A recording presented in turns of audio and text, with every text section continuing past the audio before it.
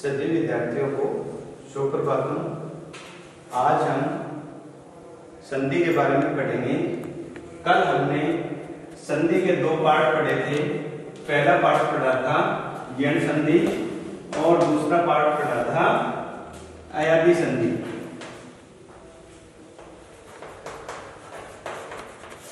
कल मैंने बताया था संधि दो वर्णों के मेल को, दो वर्णों के मेल को संधि कहते। कल बताया था कि स्वर संधि का मुख्य पहचान क्या होती है कि दो स्वरों का मेल हो, वो क्या होगा, स्वर संधि के अंतर्गत आएगा। और स्वर संधि में हमने पहला भाग यण संधि पढ़ा था, दूसरा भाग अयादी संधि और इसका तीसरा पार्ट क्या है, गुण संधि। आज हम गुण संधि के ऊपर विचार करते हैं। गुण संधि का सूत्र है आद्गुणे।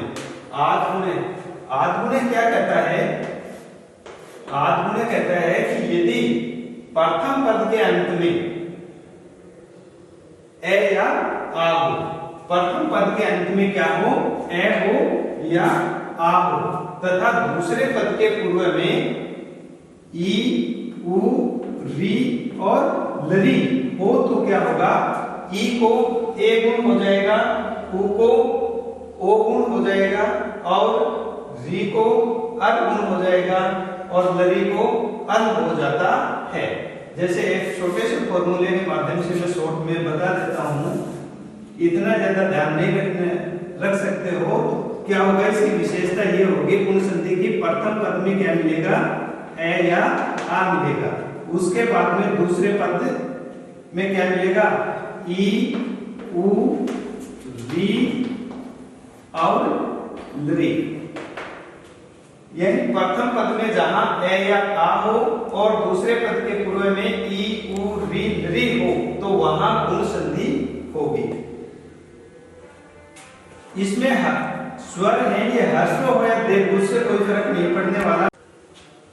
प्रथम पद में क्या होगा, ए या आ, दूसरे पद में ई, उ, री और लरी। इनको आदेश क्या होंगे, प्रथम पद से ए या ई और दूसरे पद में ई होगा। प्रथम पद में क्या होगा, ए या आ, दूसरे पद में ई, तो दोनों को मिलकर एक आदेश होगा और इसको गुण क्या हो जाएगा, ई को ए गुण हो जाएगा। इसी प्रकार से प्रथम पद में ए या आ हो, दूसरे में उ हो, तो उसको गुण हो जाएगा ओ और री को गुण हो जाएगा अल और लरी को अल गुण हो जाएगा। क्लियर इतना?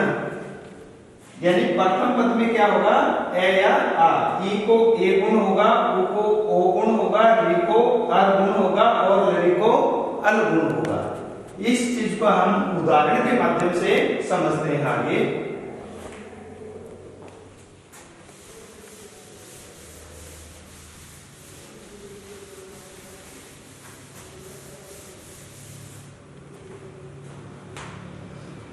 जैसे देखिए, गज धन इंद्र, गज धन इंद्र।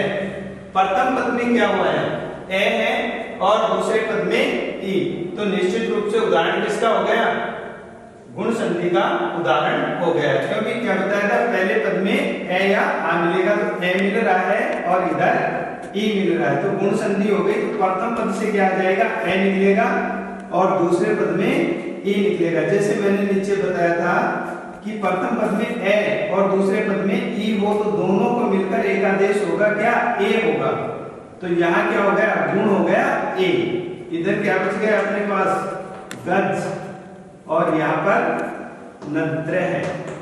इन वर्णों का मेल कर दो, क्या बन जाएगा, ग, जय में ए मिल जाएगा, जय और नद्र है, क्या बन गया, गजेंद्र है। क्लियर। इसी प्रकार से दूसरा उदाहरण हम देखते हैं इसका, महाधन उदय। तो प्रथम पद में क्या आ गया, आ गया, और दूसरे पद में उ।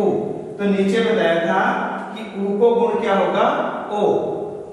तो यहां से आ निकल गया और इधर से ओ, दोनों का मिलकर गुण क्या हो गया, ओ गुण हो गया।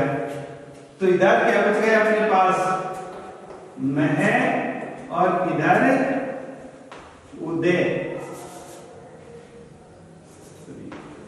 दे। तो क्या बन जाएगा, वर्णों का हम मेल करेंगे तो मैं है में क्या मिल जाएगा, ओ, और दे क्या बन गया, महोदय। अब इसका हम तीसरा उदाहरण देखते हैं।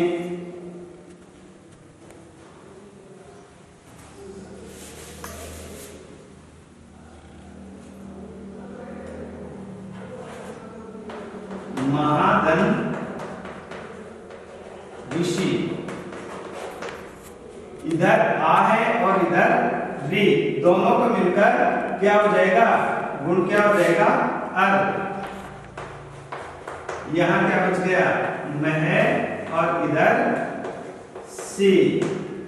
वर्णों का मेल करेंगे, मैं है में है मिल जाएगा, है पूरा हो जाएगा, रे ऊपर चला जाएगा, क्या बन गया, महर्षि। क्या बन गया, महर्षि। अगला बताया था एक लरी, लरी को क्या हो जाएगा, अल। इसके लिए हम देखते हैं अगला उदाहरण, त्वधन लिकार। ए और दूसरे पद में रे, दोनों को गुण क्या हो गया, अल। क्या बच गया, त्व, और इधर कार है, ते, वे में ए मिल जाएगा, ले, आधा है, कार है। क्या बन गया, त्वल कार है। तो ये था गुण संधि का पार्ट। इसके आगे हम वर्धे संधि देखते हैं। अभी हमने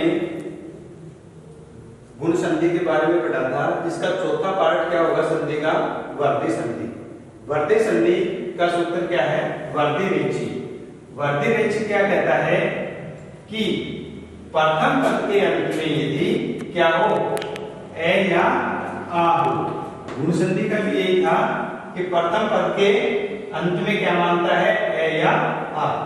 और यही शर्त वर्धे संधि की भी है कि प्रथम पद के अंत में ए या आ हो तथा दूसरे पद के पूर्व में क्या हो, ए ऐ हो, ओ औ हो या द्वि हो।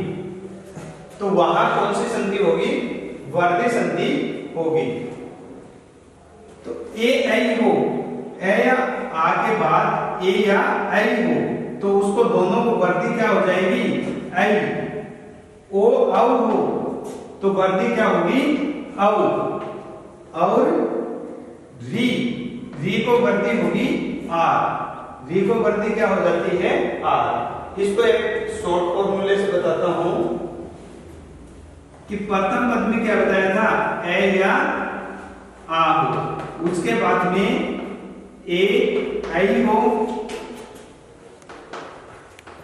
ओ औ हो या री हो, तो वहां क्या होगी, वर्धे संधि होगी।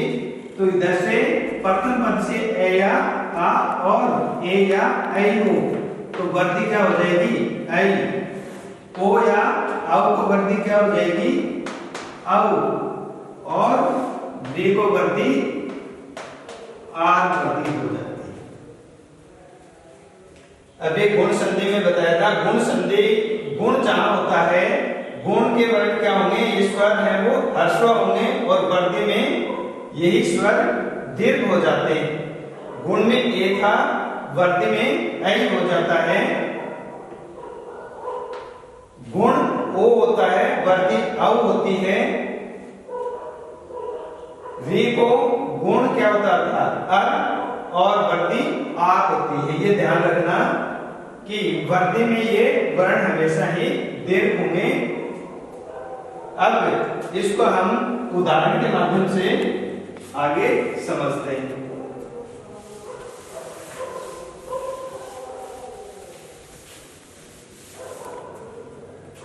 जैसे सदाधन ए, प्रथम पद में आ है और उसके बाद में दूसरे पद के पूर्व में ए है। ए है तो वर्दी क्या हो जाएगी, इधर से आ जाएगा और इधर से ए, दोनों को वर्दी क्या हो गई आई। इधर क्या रह गया सब और इधर वे, क्या बन जाएगा से दे में ऐ स्वर लग जाएगा और वह सदैव, क्या बन गया सदैव। इसी प्रकार से तथाधन ए,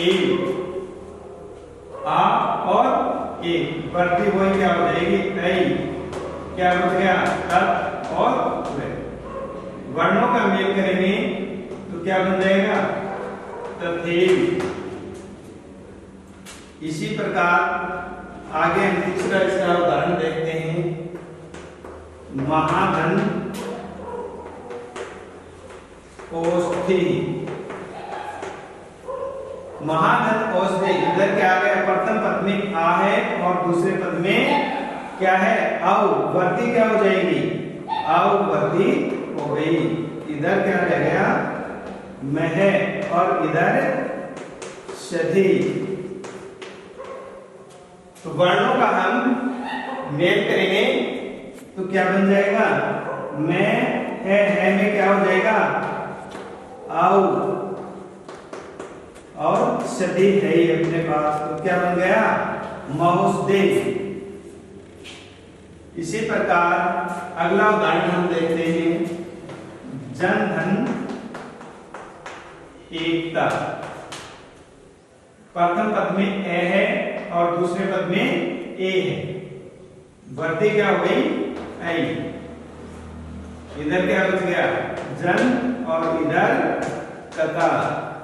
वर्णों का मेल करते हैं, जय ऐ की मात्रा लग जाएगी और तथा है, क्या बन गया जनैकता, क्या बन गया जनैकता। अगला उदाहरण देखते हैं। कंबल धन ऋणम, कंबल ए है और इधर री है, दोनों को वर्दी क्या हो जाएगी आर। इधर क्या बच गया कंबल, इधर हंत हो गया और नम। वर्णों का मेल कर दो, कंब लार्णम, क्या बन गया कमलार्णम। ये थी आज की वर्दी संधि। आगे के जो पार्ट हैं वो हम कल के क्लास में देखेंगे, और इसमें यदि कोई दिक्कत है, कोई चीज समझ में नहीं आई है तो डिस्कस कर सकते हो।